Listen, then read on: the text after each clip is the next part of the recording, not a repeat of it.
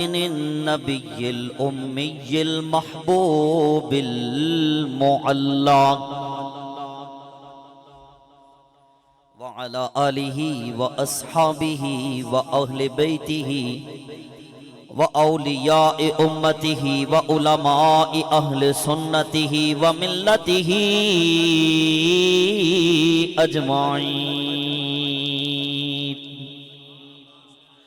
أما بعد فأعوذ بالله من الشيطان الرجيم. بسم الله الرحمن الرحيم.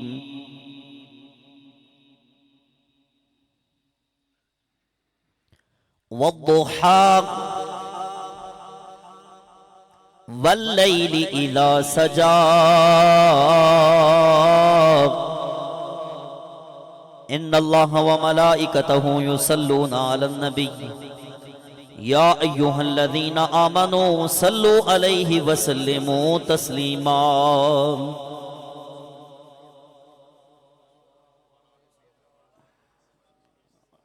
حاجی ماسٹر بوستان خان مرحوم، اللہ ان کی قبر پہ اپنی کروڑ ہا رحمتیں نازل فرمائے، جن کے ایصال ثواب کی محفل کے سبب مجھ گناہگار سمیت آپ تمام نیک احباب ہر سال اس گھر میں اکٹھے ہوتے ہیں. اللہ رب العزت اس گھر میں بھی برکتیں عطا فرمائے. ذی وقار حضرات، آپ سارے سوچ رہے ہوں گے اعلان 1 بجے کا ہوا تھا کہ 1 بجے بیان ختم ہو جائے گا، اور واقعی ختم ہو گیا ہے. اب تو 1:01 ہوئے ہیں، اگلا بیان یعنی شروع ہو گیا اب تو. لیکن میں سوچ رہا تھا جب آپ خطبہ سن کے سبحان اللہ کہہ رہے تھے اور درود و سلام پڑھ رہے تھے آیت درود سن کر، میں سوچ رہا تھا کہ آپ کا پروگرام ہے آج کوئی 1.5-2 گھنٹے تقریر سننے کا، حالانکہ آج بھی میرے پاس حسب روایت چند منٹ ہی ہیں. کیا خیال ہے چند منٹوں کی تقریر کی جائے؟ ویسے میرا تحصیل کلر سیدہ میں نصیر صاحب تشریف فرما ہے، بہت بڑی محفل میں ایک خصوصی خطاب 1 منٹ کا بھی ہوا تھا. تو یہ ضروری نہیں ہے کہ تقریر ہو،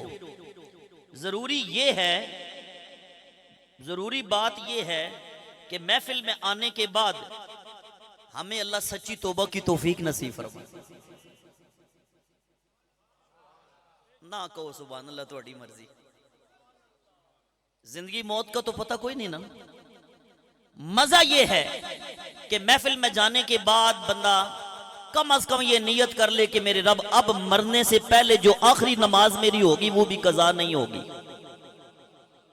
آپ کی مرضی ہے، نہ کہیں سبحان اللہ. مزہ یہ ہے کہ میرے نبی کا فرمان ہے، جو میرے امتی کے چہرے پہ داڑھی سجی ہے، کل قیامت والے دن یہ داڑھی نور بن کے چمکے گی.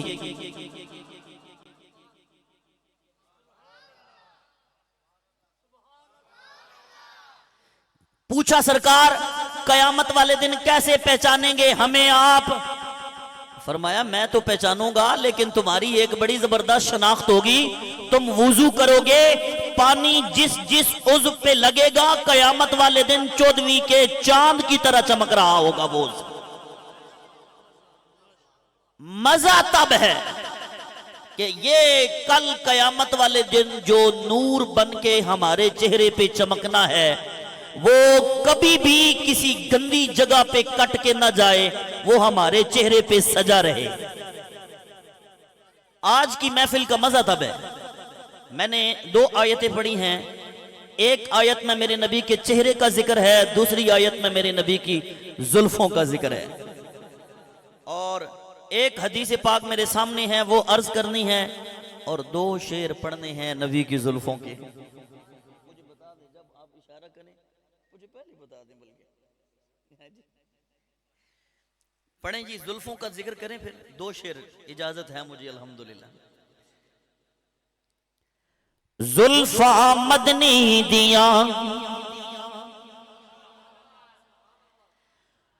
زلفاں مدنی دیا، ان زلفاں دی وکھری شان واہ واہ، اے کھل جاون جدا نازل تھیندا قرآن زلفاں مدنی دیاں زلفاں مدنی دیاں زلفاں مدنی دیاں انہاں زلفاں دی وکھری شان واہ واہ کھل جاون جدا نازل تھیندا قرآن زلفاں مدنی دیاں زلفاں مدنی انہاں زلفاں تے جیڑی پگ ہے انہاں زلفاں تے جیڑی پگ ہے سوا لکھ نبیاں دی لج ہے زلفاں مدنی دیاں زلفاں ایک مرتبہ دائیں ہاتھ بلند کر کے آپ نے مدنی دیاں کہنا ہے یہ وہ زلفیں ہیں جن کی قسمیں میرا رب اٹھاتا ہے آپ ذرا پیار سے ہاتھ بلند کر کے یا منچلے نوجوان اور محبت سے کہیں زلفاں آئے میں صدقے دل خوش کر دیا زلفاں انہاں زلفاں دے وچ جڑا چیرے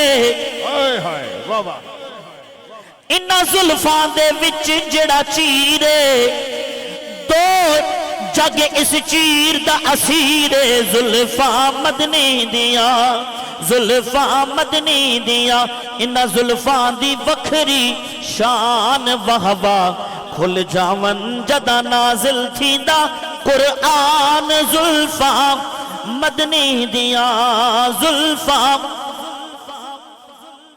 انہاں زلفاں تو میں جندوارا کیوں حسنین دیان مہارا زلفاں مدنی دیاں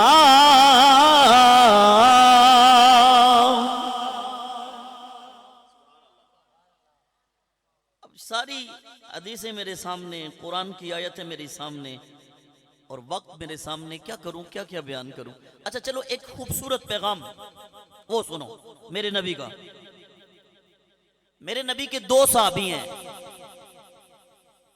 ایک نے صحابی کا لبادہ اوڑا ہوا تھا لیکن میرے نبی نے قرآن کی آیت نازل ہونے کے بعد فرما دیا کہ تو نے اوپر سے کلمہ پڑھا تھا اندر سے تو منافق تھا دوسرا تھا میرے نبی کا سچا صحابی ایک کا نام ہے حضرت عبادہ بن صامت اور جو دوسرا ہے وہ سارے جانتے ہیں اس کو عبداللہ ابن ابی کلمہ پڑھا تھا اس نے نمازیں پڑھتا تھا نبی کے پیچھے اندر سے اسلام کی جڑیں بھی کاٹتا تھا دونوں بیٹھے ہوئے ہیں اے ذرا بالکل میری یہ بات سر کے کانوں سے نہیں دل کے کانوں سے سنیے گا دونوں بیٹھے ہیں صحابہ کے درمیان عبادہ بن صامت کہتے ہیں یار جب میں نے اسلام قبول نہیں نہ کیا اس وقت میرے بڑے بڑے وڈے یہودیوں کے ساتھ تعلق تھے بڑے بڑے مالدار یہودیوں کے ساتھ میری سلام دعا تھی اسلام قبول کرنے کے بعد اے سنیا جے نبی کا صحابی کیا فرماتے ہیں عبادہ بن صامت صحابہ جب سے میں نے نبی کا چہرہ دیکھا ہے اب رائی کے دانے کے برابر بھی میرے دل میں کسی یہودی کی محبت نہیں یہ دل میں نے اپنے نبی کے قدموں پہ قربان کر دیا ہے جناب عمر نے بھی جب یہ کہا تھا نا یا رسول اللہ میں دنیا کی ہر چیز سے زیادہ آپ سے محبت کرتا ہوں سوائے اپنے تو میرے نبی نے فرمایا عمر ابھی تو کامل مومن نہیں ہوا کامل مومن تو تب ہوگا جب دنیا و مافیا سے بھی بڑھ کر اور اپنی جان سے بھی بڑھ کر مجھ محمد سے محبت کرے گا تو جناب عمر جھوم اٹھے اور جھوم کے کہا یا رسول اللہ پہلے دنیا و مافیا سے زیادہ محبت کرتا تھا اب عمر اپنی جان سے بھی بڑھ کے محمد سے محبت کرتا ہے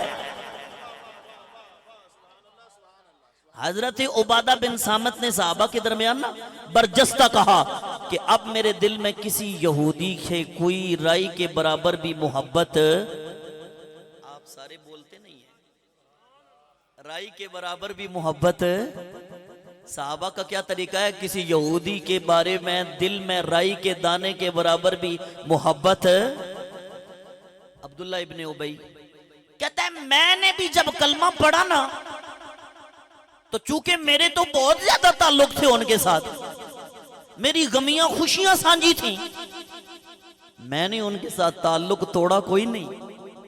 عبداللہ ابن ابی کہتا ہے میں نے تعلق توڑا کوئی نہیں. مجھے ڈر لگتا ہے اسلام قبول کرنے کے بعد مجھے کوئی بہت بڑی آزمائش سے نہ گزرنا پڑے. یہ نہ ہو جب میں آزمائش سے گزروں تو میرا پھر کون ہاتھ پکڑے گا, میں پھر کسی نہ کسی یہودی کو پکڑ لوں گا. یہ دونوں باتیں میرے نبی کی بارگاہ میں پہنچی. میرے نبی نے برجستہ فرمایا عبادہ تو میرا سچا غلام ہے, تو نے تو یہی کہنا تھا نا, تو میرا سچا غلام ہے, تو نے تو یہی کہنا تھا. اور رہی بات عبداللہ ابن ابی کی تو مدینے والوں سنو, اب عبداللہ ابن ابی کے جواب میں محمد نہیں بولیں گے, رب کا قرآن آئے گا, رب کا قرآن آئے گا اور میری گفتگو کی آخری آیت, بس میری تقریر ختم. سنیے گا اب آپ اتنی دیر صحابہ کرام انتظار کر رہے ہیں. آقا کریم صلی اللہ تعالی علیہ وآلہ وسلم آپ ارشاد فرماتے ہیں میرے صحابہ انتظار کیجئے, یہی باتیں شروع ہیں. اتنے میں جبریل امی آ گئے اور آ کے محبوب کی بارگاہ میں عرض کی. اللہ فرما رہا ہے یا ایھا الذین آمنو, اے پیارے حبیب ایمان والوں کو یہ خبر سنا دیجئے, لا تتخذوا الیہود والنصارى اولیاء,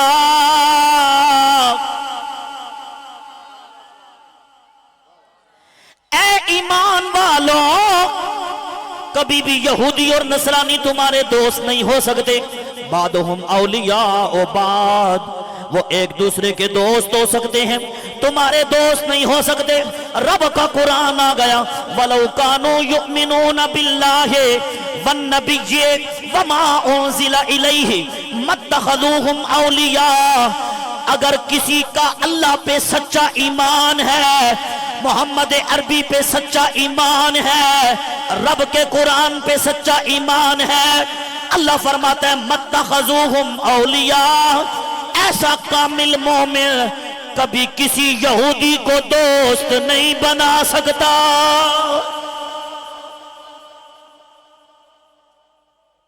اگر